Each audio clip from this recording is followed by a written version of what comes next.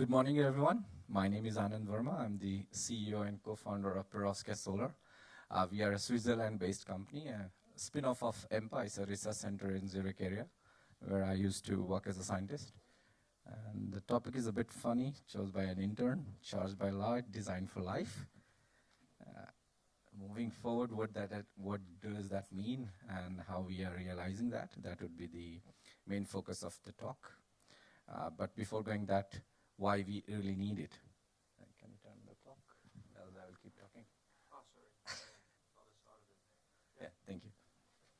So today we are surrounded by billions and billions of interconnected, power-hungry electronic devices that not only needs constant charging or battery replacement.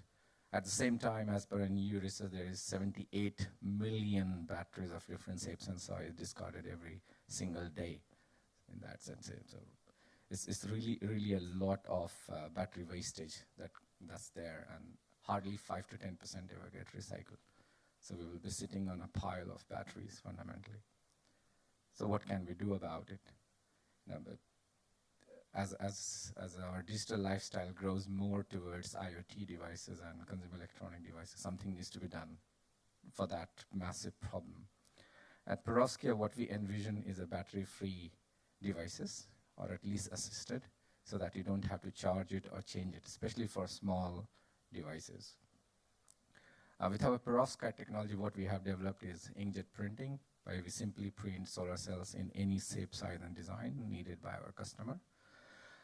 We can not only customize the shape as per the requirement of the device, but also the electrical performances, so we can tune the band gap to absorb certain spectra depending on the devices that are going to be used.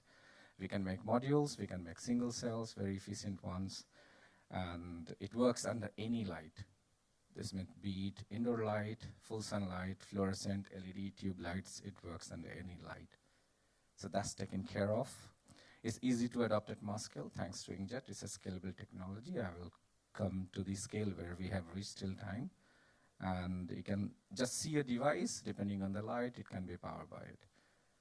Sometimes it can be it will fully replace the battery. Sometimes you can have a small battery or a supercapacitor for the nighttime uses if there is no light. So now we can make really autonomous devices. That's the vision at Perovskia. And that takes us to the bold statement to enable a solar on everyday devices and make everyday device energy self-sufficient.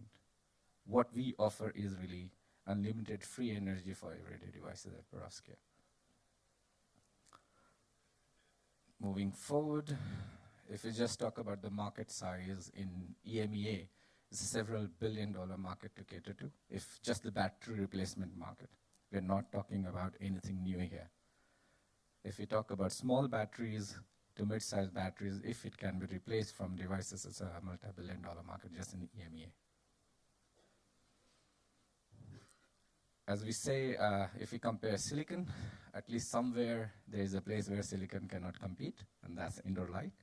In indoor light, if we take a silicon solar cell, it gives you 25 to roughly 30 microwatt per centimeter square at 1,000 lux, which is a brighter office light, industrial light, not really home light. Home light is around 200 lux. If we talk about Perovskia, we can cross 80 microwatt plus this year. Champion cells are beyond 100, 120. But of course, there is one cell that you can make and publish, but one as an industry you have to really deliver. So 70 to 80, depending on the size, we can deliver any single day. If the shape is really nicely designed, we can even reach higher. So if you see this device also in my hand, it was already launched in 2022. This was the first commercially available Perovskite solar cell powered health tracker. So it's a UV sensor that you can buy online. And it was, I think, the first ever commercial product running fully on a Perovskite solar cell.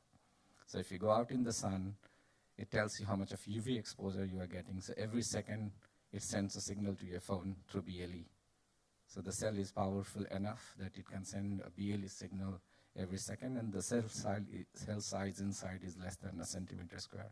So it's 0.96 centimeter to be precise.